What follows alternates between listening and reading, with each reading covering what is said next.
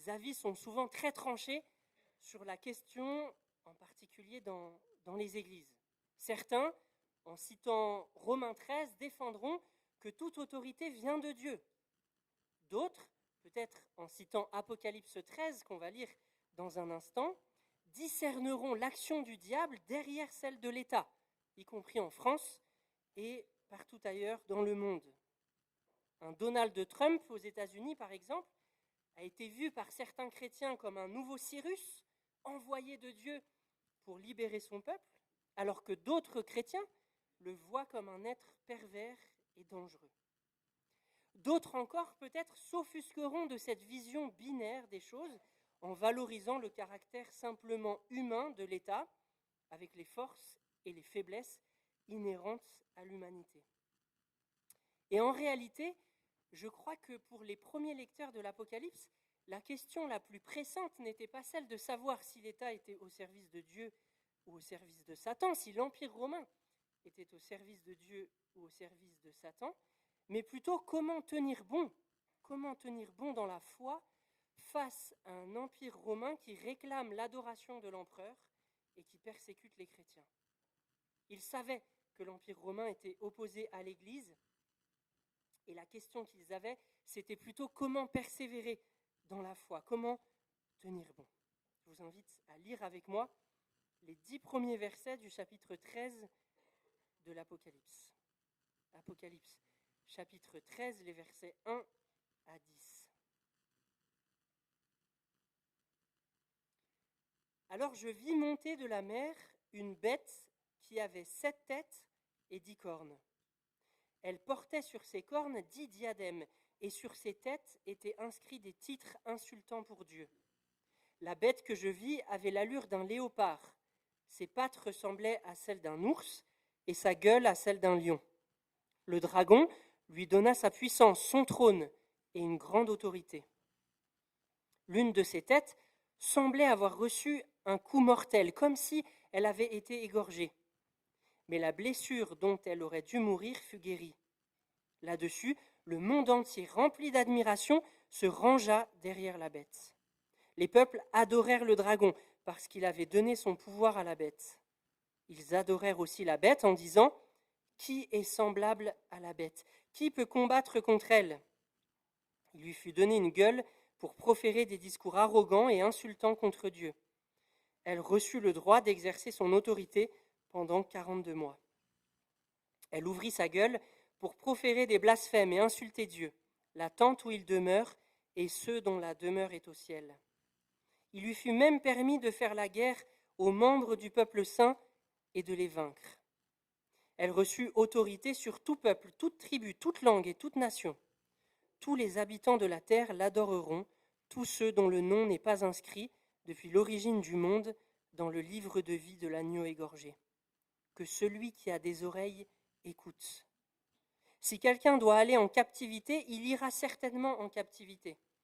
Si quelqu'un doit périr par l'épée, il périra certainement par l'épée.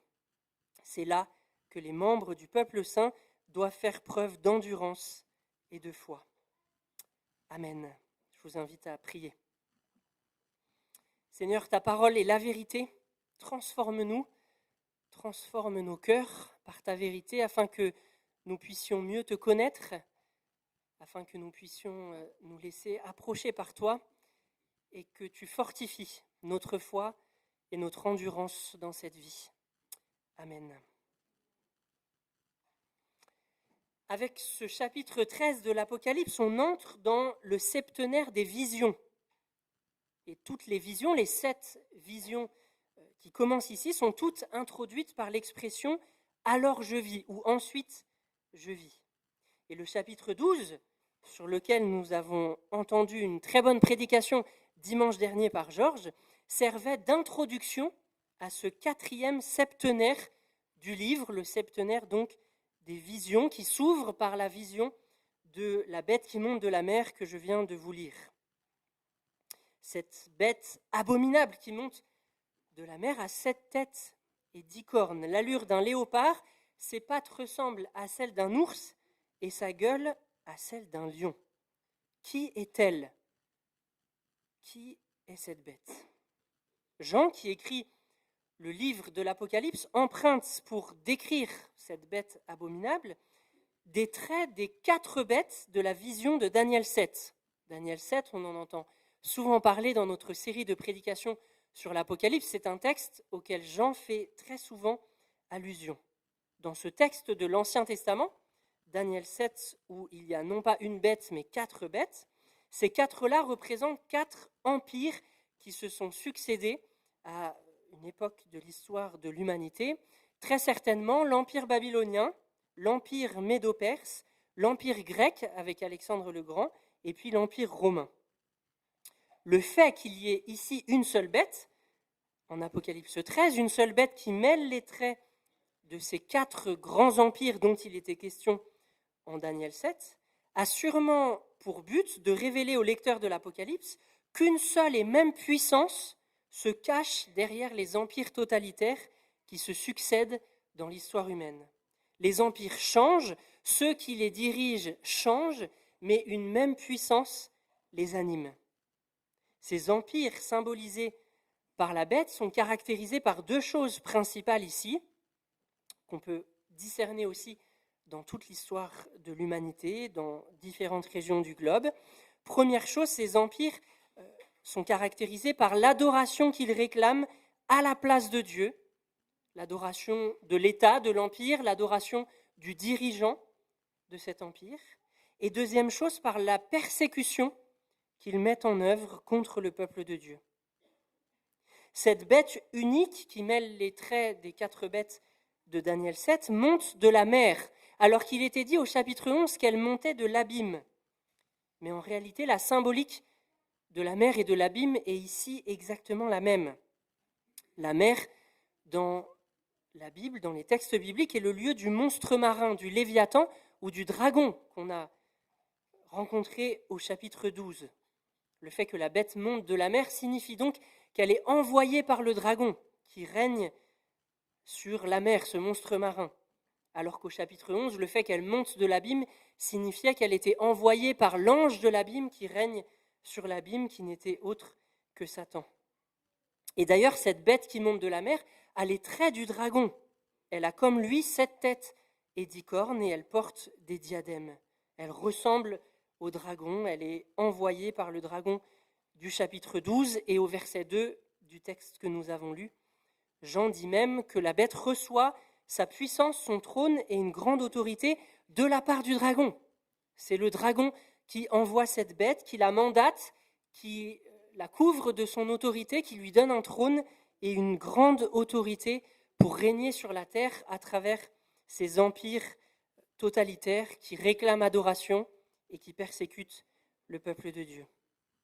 La puissance derrière ces empires qui souhaitent que les dirigeants de ces empires soient adorés comme on doit adorer Dieu seul, cette puissance est donc celle du dragon, du diable, du serpent ancien de Genèse 3 qui déjà tentait Adam et Ève dans le jardin.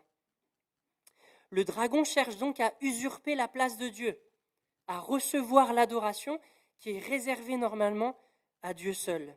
Et la bête qui monte de la mer cherche, elle, à imiter Jésus. Vous avez peut-être fait attention à ça dans la lecture. Au verset 3 du chapitre 13, on nous dit que l'une des têtes de la bête est comme égorgée. Exactement la même expression qui est employée pour l'agneau au chapitre 5, l'agneau qui est sur le trône de Dieu dans le ciel. Il est comme égorgé, cet agneau, sur le trône. Eh bien, la bête qui monte de la mer, envoyée par le dragon qui cherche à singer Dieu, cette bête cherche, elle, à singer le Christ en étant comme égorgée comme lui. Et on nous dit même que sa blessure mortelle fut guérie, parallèle à la résurrection du Christ, que la mort n'a pu retenir et qui a ressuscité le 3e jour après sa crucifixion.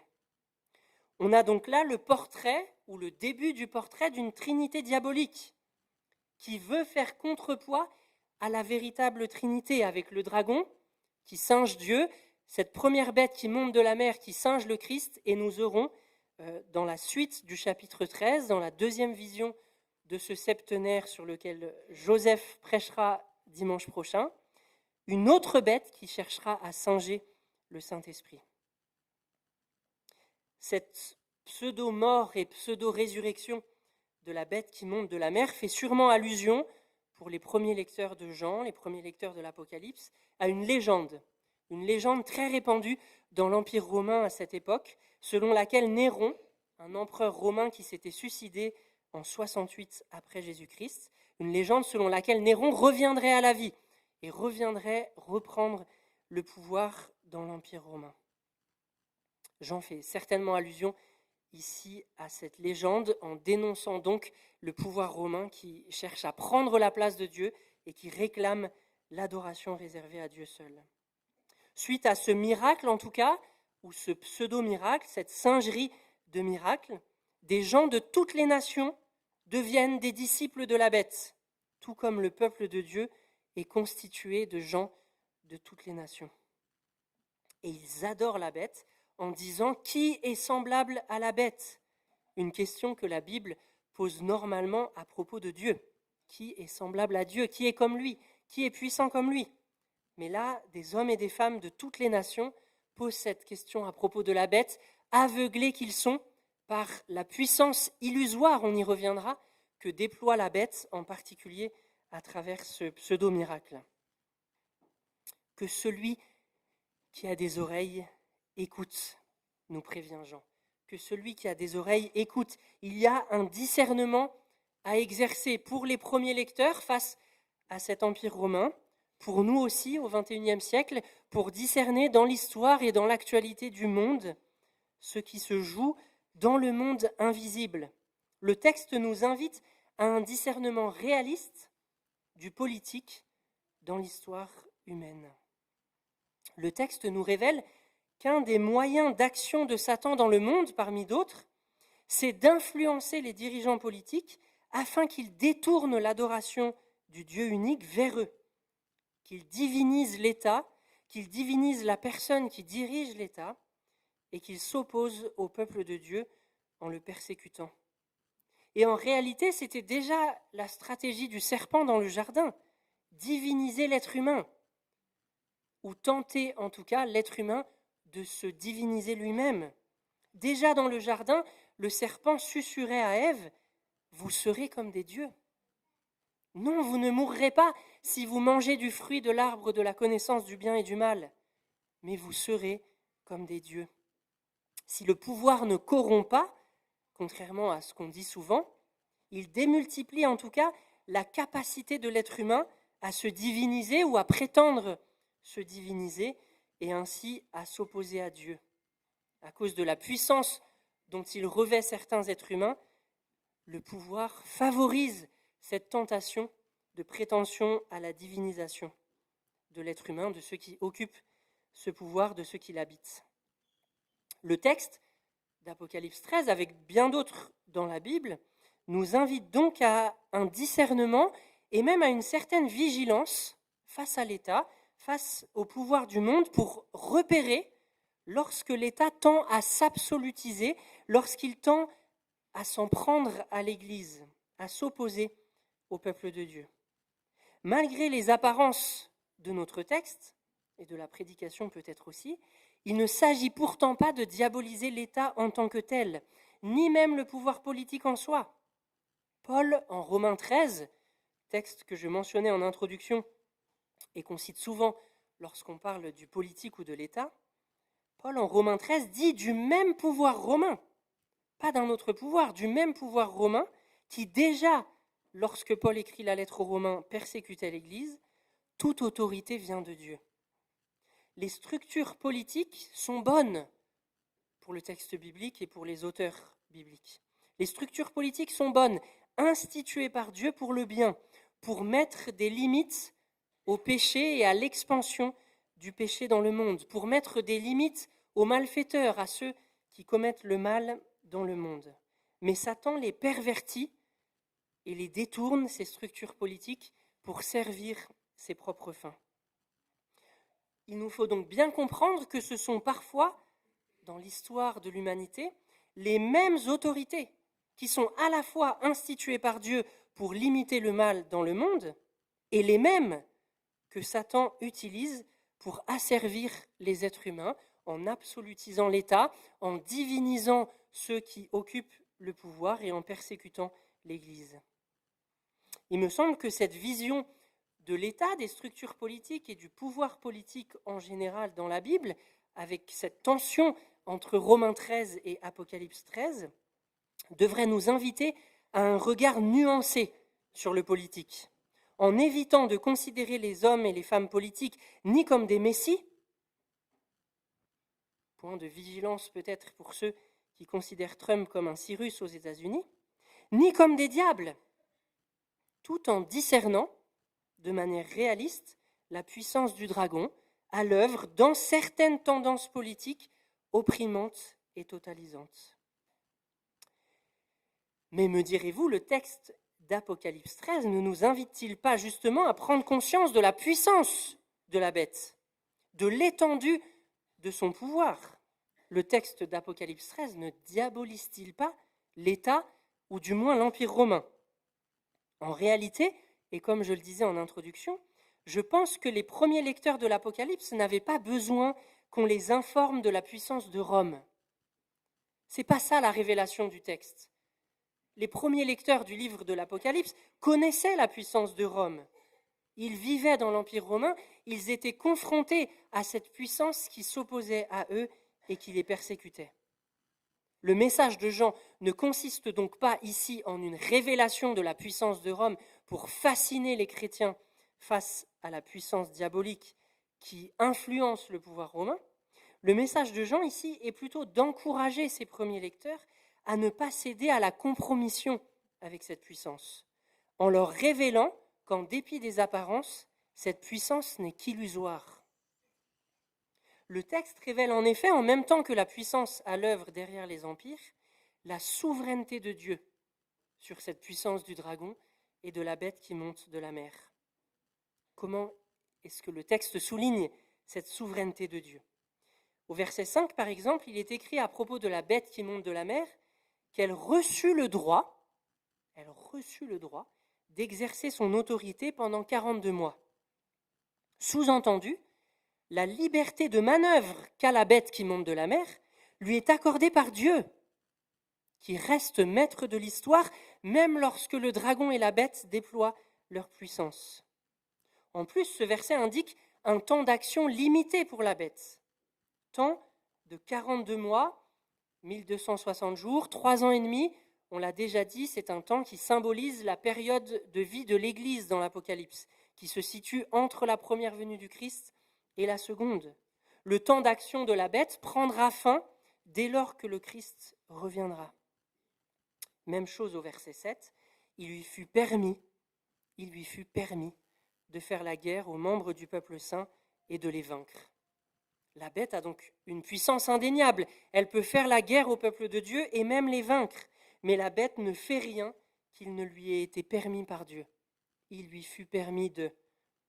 Autrement dit, et encore une fois, malgré les apparences, le projet de la bête est voué à l'échec. Elle ne se substituera pas à Dieu et elle ne pourra pas entraîner l'ensemble de la terre à l'adorer, puisque depuis l'origine du monde, Dieu a écrit vos noms dans le livre de vie de l'agneau égorgé.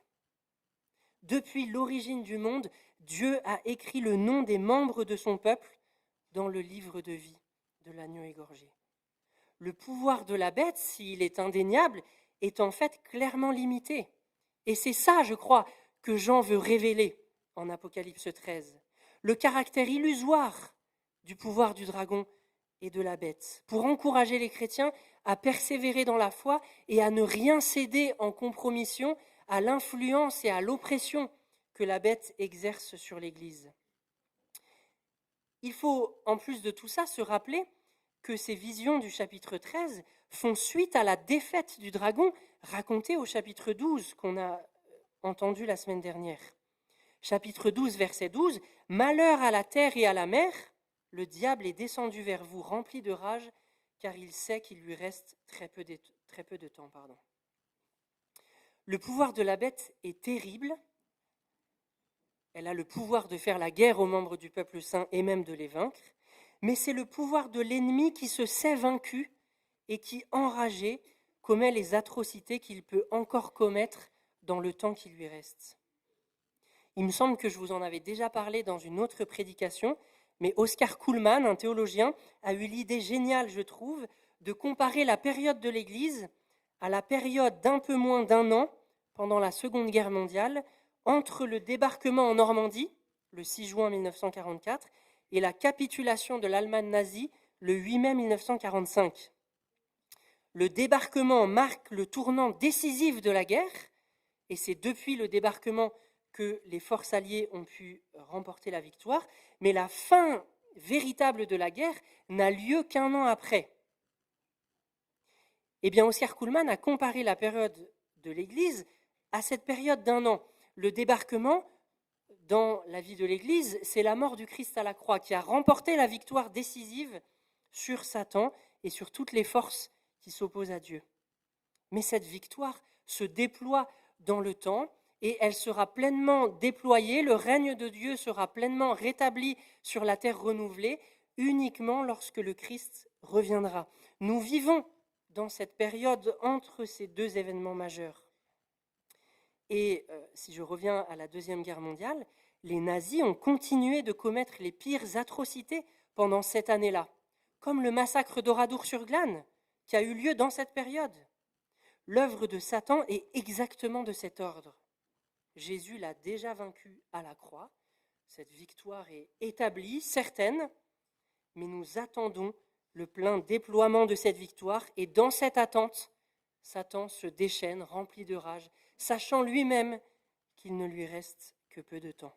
C'est 42 mois, c'est 3 ans et demi, c'est 1260 jours. Mais qu'en est-il alors de la victoire dans ce temps d'attente ?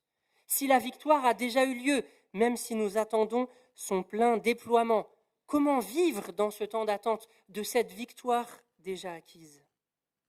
C'est la bonne nouvelle du texte. Il nous est donné de participer à cette victoire. Au chapitre 12 déjà, il était dit, juste après la défaite de Satan, mais eux, les chrétiens, ont vaincu Satan, grâce au sacrifice de l'agneau, mort de Jésus à la croix, et grâce au témoignage qu'ils ont rendu pour lui, car ils n'ont pas aimé leur vie jusqu'à redouter de mourir. Voilà comment il nous est donné de participer à la victoire de Jésus dans le temps présent. Continuez de l'adorer, malgré les oppositions que l'on peut parfois rencontrer. Continuez de l'adorer, continuez de témoigner de lui dans le monde, en ne cédant rien aux pressions des empires qui veulent faire taire l'Église, quel qu'en soit le coût, même si cela devait nous coûter la vie. De la même manière que Jésus a vaincu l'accusateur en acceptant de donner sa vie à la croix, il nous est donné de participer à la victoire de Jésus en étant prêt à mourir pour notre foi en lui. Et c'est le message principal que Jean veut faire passer dans ce texte, me semble-t-il. Verset 10, les chrétiens doivent faire preuve d'endurance et de foi.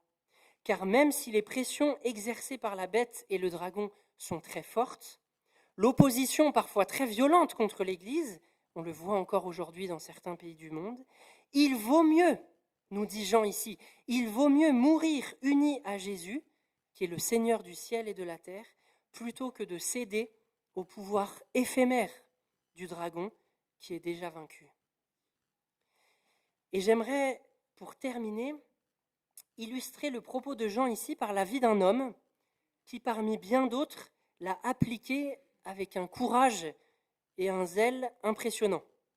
Il s'agit de l'Autrichien Franz Jägerstätter. J'espère que je prononce bien son nom. Un chrétien catholique autrichien qui a vécu pendant la Seconde Guerre mondiale, qui faisait partie d'un tiers-ordre franciscain et qui a refusé, au nom de sa foi, de se soumettre à Hitler, de prêter allégeance à Hitler en rentrant dans l'armée, qui a refusé ainsi de combattre pour l'Allemagne pendant la Seconde Guerre mondiale. Sa vie est racontée dans l'excellent film Une vie cachée de Terrence Malick, que je vous recommande chaleureusement. Alors c'est du Terrence Malick, c'est spécial comme cinéma, mais c'est vraiment excellent.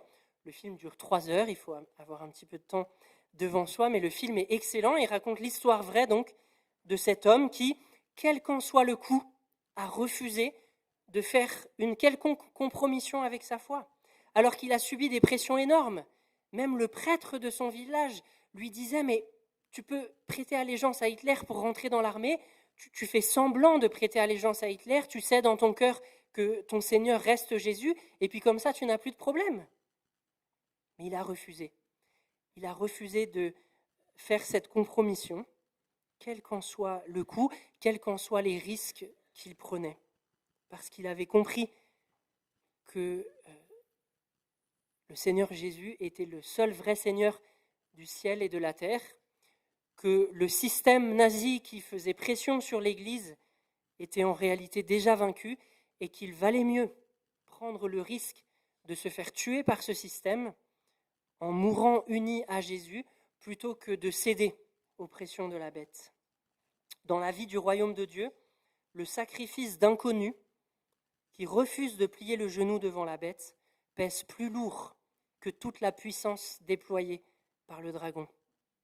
Et si l'apôtre nous encourage dans l'Apocalypse à ne faire aucune compromission avec notre foi, même si cela doit nous coûter la vie, alors nous devrions nous aussi ne faire aucune compromission non plus, que ce soit pour un peu d'argent, pour garder un emploi, pour acquérir ou pour conserver un privilège. Car quiconque voudra sauver sa vie la perdra, mais quiconque perdra sa vie à cause de moi, nous dit Jésus, la trouvera. Amen. Je vous invite à un temps de silence pour recevoir ces paroles et je conclurai par la prière.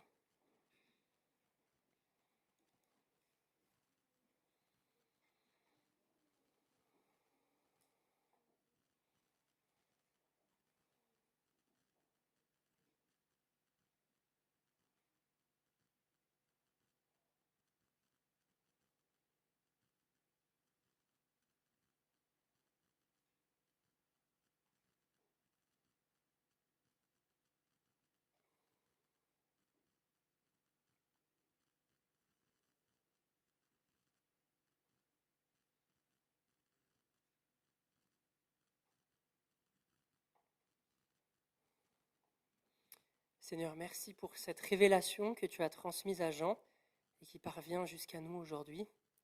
Merci pour cette révélation que la puissance du dragon et de la bête qui monte de la mer, qui se déploie régulièrement dans l'histoire de l'humanité, et jusqu'à aujourd'hui en Corée du Nord, en Afghanistan, en Somalie et dans tous les pays qui persécutent ton peuple.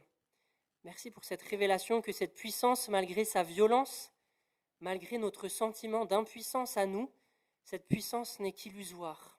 C'est la puissance de l'ennemi qui se sait déjà vaincu et qui est enragé à cause de sa défaite. Merci de nous révéler qu'aucune compromission ne vaut le coup face à cette puissance, même si nous devions en mourir.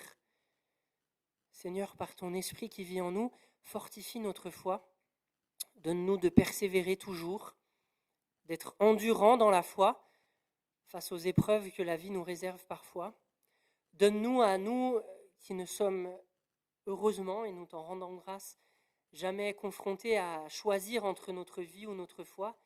Donne-nous malgré tout de ne faire nous non plus aucune compromission dans notre vie avec toutes les tentations qu'une entreprise, que la société, que différents lieux de vie peuvent nous susurrer aux oreilles, Seigneur, pour, comme je le disais, un peu d'argent, pour conserver un emploi, pour acquérir un poste plus élevé.